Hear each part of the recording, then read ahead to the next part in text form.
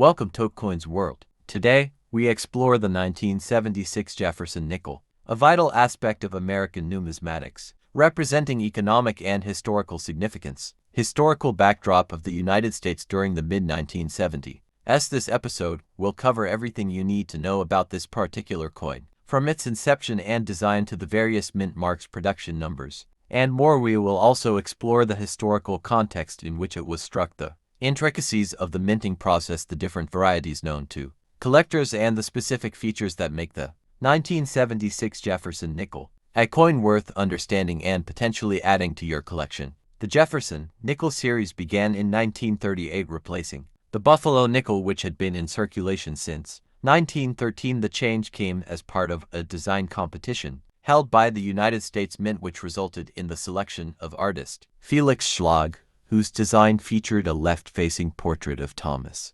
Jefferson on the obverse and a depiction of his home Monticello on the reverse. The nickel's composition remained 75% copper and 25% nickel, and this basic design has largely remained unchanged through much of the coin's history, including the 1976 edition. Now, the year 1976 was a monumental one in American history, as it marked the bicentennial, the 200th anniversary of the United States Declaration of Independence. However, unlike the quarter, half dollar, and dollar coins, which received special bicentennial designs, the Jefferson nickel maintained its standard design in that year. Despite the patriotic fervor that swept the nation, the decision to not redesign the nickel may have stemmed from the mint's desire to keep some consistency across lower denomination coins, or simply because of production considerations. Despite lacking a bicentennial design, the 1976 Jefferson nickel is still a significant coin in the series due to its production levels, mint variations, and the overall context of the mid-70s. Coin production during this time was heavily influenced by inflationary pressures, economic turmoil, and the need to meet rising demands for coinage across the country. The Jefferson nickel, struck in 1976, was issued by three mints: the Philadelphia Mint, the Denver Mint, and the San Francisco Mint. Each mint is identified by its respective mint mark, or in the case of Philadelphia, no mark at all. The Philadelphia Mint's coins are particularly noteworthy because they did not carry a mint mark at that time, a practice which would continue until 1980, when the Philadelphia Mint finally began using the P mint mark for all denominations above the cent. Thus, the 1976 Jefferson nickel from Philadelphia can be identified by its absence of a mint mark located on the obverse of the coin to the right of Jefferson's bust near the rim and under the date. While this might seem trivial, it is an important point for collectors who categorize coins based on mint origin. The Denver Mint, which had been minting coins since 1906, contributed significantly to the 1976 Jefferson nickel mintage. The D mint mark appears on the obverse and helps distinguish these coins from their Philadelphia and San Francisco counterparts. In 1976, the Denver Mint produced hundreds of millions of Jefferson nickels to satisfy the demands of commerce in the western and central United States. These coins are generally well struck and have been found in circulation for decades. Meanwhile, the San Francisco Mint produced a special version of the 1976 Jefferson nickel intended primarily for collectors. These were the proof coins, which are struck using specially polished dies and blanks, resulting in highly detailed and mirrored surfaces. These proof nickels are marked with an S mint mark and were included in the annual proof sets sold to collectors by the United States Mint. They were not intended for general circulation, though some have occasionally escaped into everyday use. The total mintage figures for the 1976 Jefferson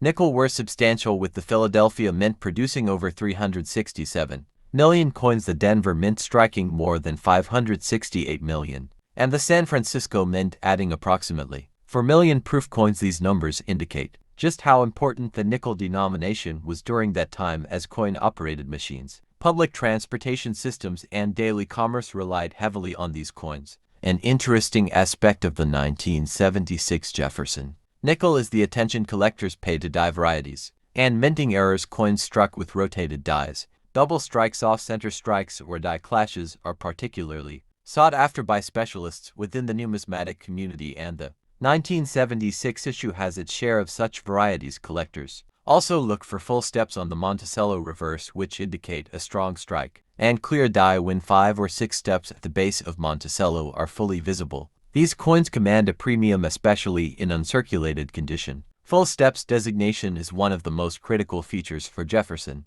nickel collectors. It serves as an indicator of quality and sharpness in the strike. Since the steps are the highest point on the reverse, they are often the first to wear down. In circulation, coins with complete full steps are rare, especially from certain mints and specific years. While 1976 did have a high mintage, finding examples with 6 full steps, especially from the Denver Mint, can be a challenge and therefore are more valuable.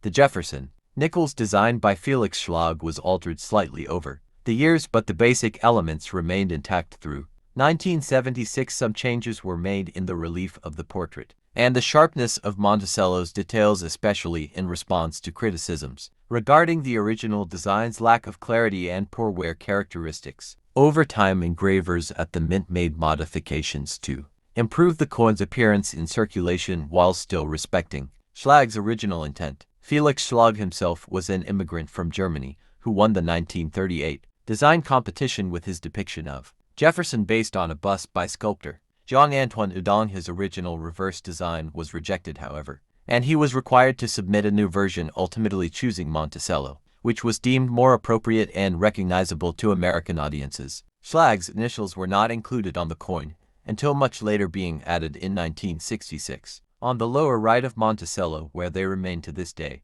Another point of interest about the 1976 Jefferson nickel is its role in the transition from earlier nickels, which had seen various experiments in composition during times of war. For instance, during World War II, the Mint struck nickels composed of 56% copper, 35% silver, and 9% manganese to conserve nickel for the war effort. These so-called war nickels were issued from 1942 to 1945 and can be easily identified by the large mint mark above Monticello on the reverse, a feature absent on the 1976 coin. The return to the standard nickel-copper composition after the war established the metallic standard that remained in place for decades, including the year 1976. Thus, the coins from this period represent a continuation of the post-war economic era, one that was increasingly defined by industrial growth, suburban expansion, and the evolution of American consumer habits, all of which depended in part on coinage that was durable, widely accepted, and easily recognizable, like the Jefferson nickel. Economically, the mid-1970s were a time of inflation and uncertainty, as the United States grappled with the aftermath of the Vietnam War, the Watergate scandal.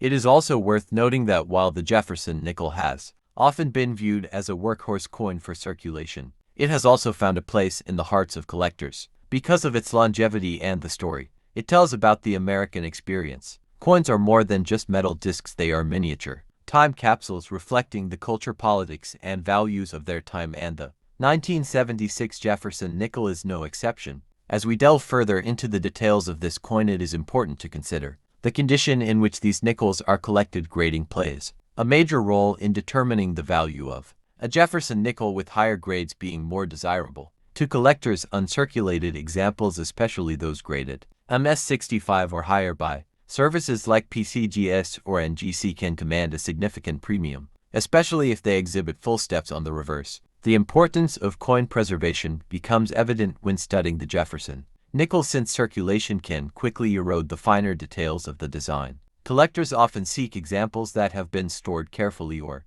retrieved shortly after minting. This is especially true for coins from the 1970s, where high-quality examples are increasingly scarce due to the sheer volume that was used in everyday commerce. Beyond physical condition, toning is another factor that can influence a coin's desirability. Natural toning, which can add beautiful hues of blue, gold, and violet, is often prized when evenly distributed across the coin's surface, but artificial toning or signs of cleaning can significantly reduce a coin's value and appeal. Thus, knowing how to identify authentic toning is a skill that many Jefferson nickel collectors strive to master. Varieties and errors specific to 1976 Jefferson nickels include die cracks, die chips, repunched mint marks, and in rare cases double dies. Each of these anomalies provides insight into the minting process and offers collectors the opportunity to find something truly unique within a sea of otherwise common coinage. Specialists often scour rolls of nickels in search of these hidden gems, which are not always visible to the casual observer.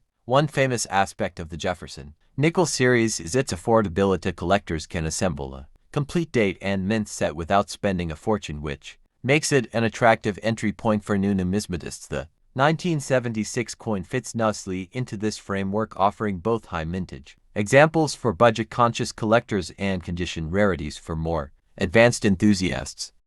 Because the series spans such a long period from 1938 to the present day, the Jefferson nickel also provides a way to trace the evolution of minting technology and policy, from hand-engraved dies to computer-assisted design, and from manual striking to high-speed presses. The changes are reflected in the quality and consistency of coins like the 1976 edition, which represents a high point in mid-century coin production. Collectors also use the Jefferson nickel as a tool for studying die deterioration, which can occur over the course of a production run die wear, results in mushy details and a loss of definition, particularly in the Monticello steps and Jefferson's hair. This makes early die-state coins more desirable and adds another layer of depth to the analysis and appreciation of coins from this series. Interestingly, the Jefferson nickel has remained in circulation far longer than many other coin designs, though it was temporarily redesigned for the Westward Journey series in 2004 and 2005, featuring new portraits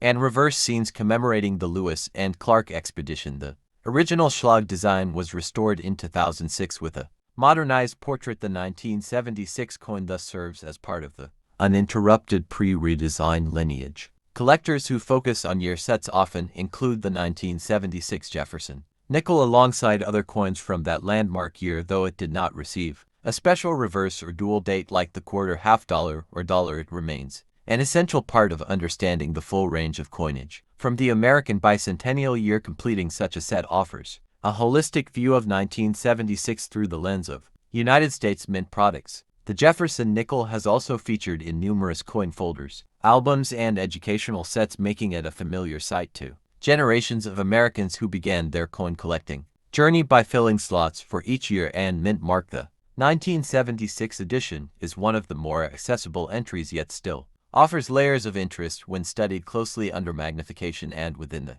broader historical context. The presence of 1976 nickels in circulation today is a testament to their durability and the scale of their production. Many people encounter these coins without giving them a second thought, but for collectors, every 1976 Jefferson nickel represents a potential discovery, a chance to examine history and art in the palm of your hand, a connection to a pivotal year in the American story. The packaging of 1976 proof sets, intended as commemorative gifts for the bicentennial, included special designs on the quarter and half dollar, maintaining the nickel's role as an enduring part of American coinage. As a collector, enthusiast, or learner, the 1976 Jefferson nickel represents American heritage and history. In this episode, we dive into its detailed past, enduring presence in numismatics, and its significance. Stay tuned for future explorations. Hit the bell for more coins and stories.